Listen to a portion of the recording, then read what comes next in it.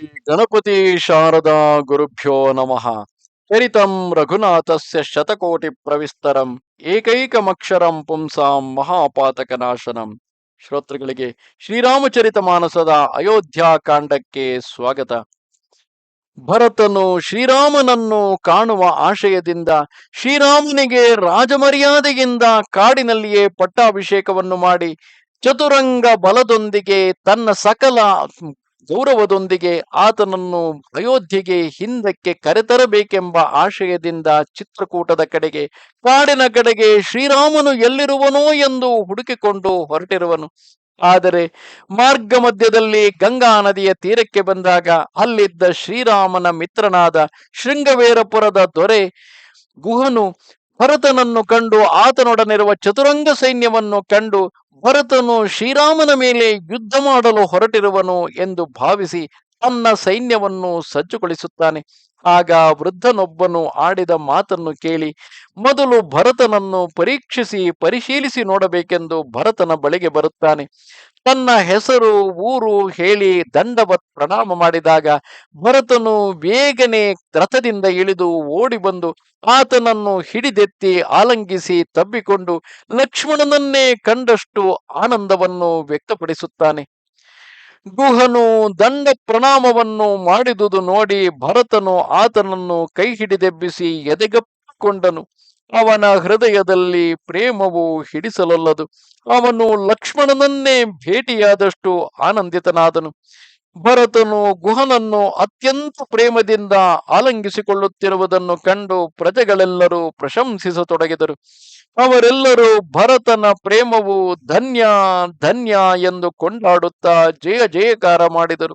ಸಾಧು ಸಾಧು ಎಂದು ದೇವತೆಗಳು ಹೊಗಳುತ್ತಾ ಹೂಮಳೆಯನ್ನು ಸುರಿಸಿದರು. ಅವರು ಉದ್ಗಾರವೆತ್ತಿದರು, ಈ ನಿಷಾದನು ನಿಮ್ನ ಜಾತಿಯವನು.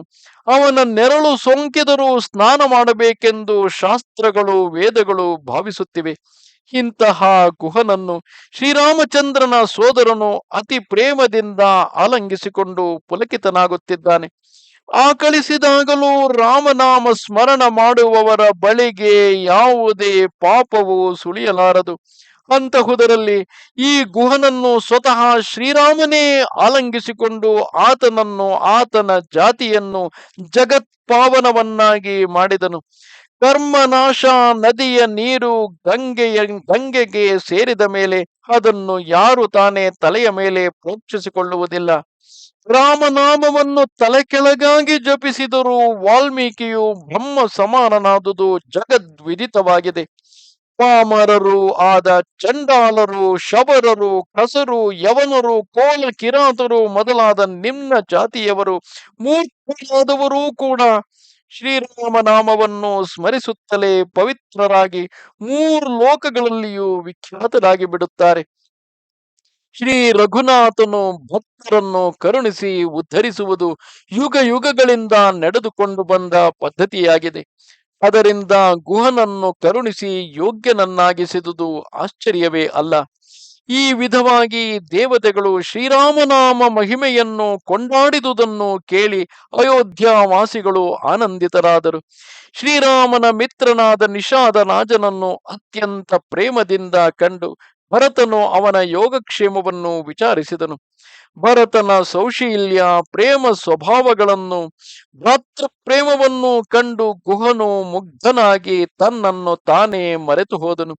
ಆತನ ಮನದಲ್ಲಿ ಸಂಕೋಚ ಪ್ರೇಮ ಆನಂದ ತುಂಬಿ ಹೋಗಿ ನಿಂತೆ ಭರತನನ್ನು ಎವೆಯಿಕ್ಕದೆ ನೋಡತೊಡಗಿದನು. ಅನಂತರ ಧೈರ್ಯ ತಾಳಿ ಭರತನ ಪಾದಗಳಿಗೆ ವಂದಿಸಿ ಪ್ರೇಮದಿಂದ ಕೈಜೋಡಿಸಿ ಭಿನ್ನವಿಸಿಕೊಂಡನು. ಪ್ರಭು, ನಿಮ್ಮ ಪಾದಗಳು ಶುಭಗಳಿಗೆ ಮೂಲವು. ಅವನ್ನು ಕಂಡು ನಾನು ಎಲ್ಲ ಕಾಲದಲ್ಲಿಯೂ ಧನ್ಯನಾದೆ ಎಂದು ಭಾವಿಸುತ್ತೇನೆ. ಈಗ ನಿಮ್ಮ ಪರಮಾನುಗ್ರಹದಿಂದ ನನ್ನ ಕುಲಕೋಟಿಗಳು ಉದ್ಧಾರವಾದವು. ನಾನು ಕಾಡಾಡಿಯು ಕೆಳಜಾತಿಯವನು ಆಗಿದ್ದರೂ ಶ್ರೀರಾಮನು ನನ್ನನ್ನು ಅನುಗ್ರಹಿಸಿ ಧನ್ಯನನ್ನಾಗಿಸಿರುವನು. ಇಂತಹ ಶ್ರೀರಾಮನ ಮಹಿಮೆಯನ್ನು ಅರಿತು ಕೂಡ ಅವನ ಚರಣ ಕಮಲಗಳನ್ನು ಭಜಿಸದವನು ಜಗತ್ತಿನಲ್ಲಿ ವಿಧಿವಂಚಿತನೆಂದೇ ತಿಳಿಯಬೇಕು. ನಾನು ಕಪಟಿ, ಹೇಡಿ, ಕುಮತಿ, ಕುಜಾತಿ ಆಗಿದ್ದು ಲೋಕ ವೇದಗಳಿಂದ ಬಾಹಿರನಾಗಿದ್ದೇನೆ. ಆದರೆ ಶ್ರೀರಾಮನು ನನ್ನನ್ನು ಆದರಿಸಿದಂದಿನಿಂದ ನಾನು ಭುವನಕ್ಕೆ ಭೂಷಣನಾಗಿ ಬಿಟ್ಟಿದ್ದೇನೆ. ನಿಷಾದ ರಾಜನ ಪ್ರೀತಿಯನ್ನು ಕಂಡು ಆತನ ವಿನಯ ವಚನಗಳನ್ನು ಕೇಳಿ ಮುಗ್ಧನಾಗಿ ಶತ್ರುಘ್ನನು ಅವನನ್ನು ಭೇಟಿಯಾದನು. ಅನಂತರ ಗುಹನು ನಮ್ರ ಮಧುರ ವಾಣಿಯಿಂದ ತನ್ನ ಹೆಸರನ್ನು ಹೇಳಿಕೊಂಡು ಎಲ್ಲ ರಾಣಿಯರಿಗೂ ನಮಸ್ಕಾರ ಮಾಡಿದನು. ರಾಣಿಯರು ಅವನನ್ನು ಲಕ್ಷ್ಮಣನಿಗೆ ಸಮಾನವೆಂದು ಬಗೆದು ನೀನು ಚಿರಂಜೀವಿಯಾಗಿರು, ಸುಖವಾಗಿರು ಎಂದು ಆಶೀರ್ವದಿಸಿದರು. ಅಯೋಧ್ಯೆಯ ಜನರಿಗೆ ನಿಷಾದ ರಾಜನನ್ನು ನೋಡಿ ಲಕ್ಷ್ಮಣನನ್ನು ಕಂಡಷ್ಟೇ ಸಂತಸವಾಯಿತು. ಕಲ್ಯಾಣ ಸ್ವರೂಪಿಯಾದ ಶ್ರೀರಾಮಚಂದ್ರನ ಗಾಢಾಲಿಂಗನ ಸೌಖ್ಯವನ್ನು ಅನುಭವಿಸಿದ ಈತನ ಜೀವಿತವು ನಿಜವಾಗಿ ಸಾರ್ಥಕವಾಗಿದೆ ಎಂದು ಅವರೆಲ್ಲರೂ ಅಂದುಕೊಂಡರು.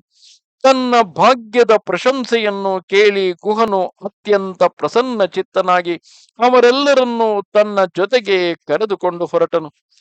ಅವನು ತನ್ನ ಸೇವಕರಿಗೆ ಸನ್ನೆ ಮಾಡಿ ತಿಳಿಸಿದನು. ಅವರು ತಮ್ಮ ಧಣಿಯ ಇಂಗಿತವನ್ನರಿತು ಅಯೋಧ್ಯೆಯಿಂದ ಬಂದಿರುವವರಿಗಾಗಿ ತಮ್ಮ ಮನೆಗಳಲ್ಲಿ, ಮರದಡಿಯಲ್ಲಿ, ಕೆರೆಯ ಏರಿಯ ಮೇಲೆ, ಉಪವನಗಳಲ್ಲಿ, ತೋಪುಗಳಲ್ಲಿ ತಂಗಲು ಏರ್ಪಾಟು ಮಾಡಿಕೊಟ್ಟರು. ಶೃಂಗವೇರಪುರವನ್ನು ಕಂಡಾಗ ಸ್ನೇಹ ಪರವಶನಾಗಿ ಭರತನ ಶರೀರವು ಪುಳಕಿತವಾಯಿತು. ಅವನು ನಿಷಾದನ ಹೆಗಲ ಮೇಲೆ ಕೈ ಹಾಕಿಕೊಂಡು ನಡೆಯುತ್ತಿದ್ದಾಗ ವಿನಯ ಮತ್ತು ಪ್ರೇಮವೇ ಮೈವೆತ್ತಂತೆ ಕಾಣುತ್ತಿತ್ತು. ಈ ಪ್ರಕಾರ ಭರತನು ತನ್ನ ಪರಿವಾರದೊಡನೆ ಲೋಕ ಪಾವನೆಯಾದ ಗಂಗೆಯ ದರ್ಶನ ಮಾಡಿದನು. ಶ್ರೀರಾಮನು ಸ್ನಾನ ಮಾಡಿದ ರಾಮಘಟ್ಟವನ್ನು ದರ್ಶಿಸಿ ವಂದಿಸಿದನು. ಅದನ್ನು ಕಂಡು ಅವನು ರಾಮನನ್ನು ಕಂಡಷ್ಟೇ ಆನಂದಮಗ್ನನಾದನು. ಅಯೋಧ್ಯೆಯ ಜನರು ಗಂಗೆಗೆ ಅಡ್ಡ ಬೀಳುತ್ತಾ ಅದರ ಬ್ರಹ್ಮಮಯ ಜಲವನ್ನು ಕಂಡು ಅವರು ಸಂತುಷ್ಟರಾದರು. ಆ ಪಾವನ ಗಂಗೆಯಲ್ಲಿ ಮಿಂದು ಅವರೆಲ್ಲರೂ ಕೈಜೋಡಿಸಿಕೊಂಡು ಶ್ರೀರಾಮಚಂದ್ರನ ಚರಣಗಳಲ್ಲಿ ತಮ್ಮ ಪ್ರೇಮ ಭಕ್ತಿಯು ದಿನೇ ದಿನೇ ವರ್ತಿಸುವಂತೆ ಅನುಗ್ರಹಿಸಮ್ಮ ಎಂದು ಪ್ರಾರ್ಥಿಸಿಕೊಂಡರು. ಭರತನು ಎಲೈ ಭವಾನಿಯೇ, ನಿನ್ನ ರೇಣು ಎಲ್ಲರಿಗೂ ಸುಖಪ್ರದವಾದುದು. ಸೇವಿಸುವವರಿಗೆ ನೀನು ಕಾಮಧೇನುವಾಗಿರುವೆ. ಶ್ರೀ ಸೀತಾರಾಮರ ಚರಣ ಕಮಲಗಳಲ್ಲಿ ನನಗೆ ಅನನ್ಯ ಭಕ್ತಿ ಉಂಟಾಗುವಂತೆ ಕರುಣಿಸು ಎಂದು ಬೇಡಿಕೊಂಡನು. ಈ ಪ್ರಕಾರ ಭರತನು ಗಂಗೆಯಲ್ಲಿ ಮಿಂದು ಗುರುವಿನ ಅನುಜ್ಞೆ ಪಡೆದು ತಾಯಂದಿರೆಲ್ಲರೂ ಮಿಂದಾಯಿತು ಎಂದು ತಿಳಿದು ಅವನು ಗುಡಾರಗಳನ್ನು ಹೂಡಲು ಸಿದ್ಧತೆ ನಡೆಸಿದನು. ನಮಸ್ತೆ ಶಾರದೆ ದೇವಿ ಕಾಶ್ಮೀರ ಪುರವಾಸಿನಿ ತ್ವಾಮಹಂ ಪ್ರಾರ್ಥ್ಯಯೇ ನಿತ್ಯಂ ವಿದ್ಯಾದಾನಂಚ ದೇಹಿಮೆ. ನಮಸ್ಕಾರ. ಶ್ರೀರಾಮಚಂದ್ರ ಕೃಪಾಲ ಭಜ ಮನ ಹರಣ ಭವ ಭಯ ದಾರುಣಂ. ಶ್ರೀರಾಮಚಂದ್ರ ಕೃಪಾಲ ಭಜ ಮನ ಹರಣ ಭವ ಭಯ ದಾರುಣಂ. ಶ್ರೀರಾಮ್ ಶ್ರೀರಾಮ್ ಶ್ರೀರಾಮ್.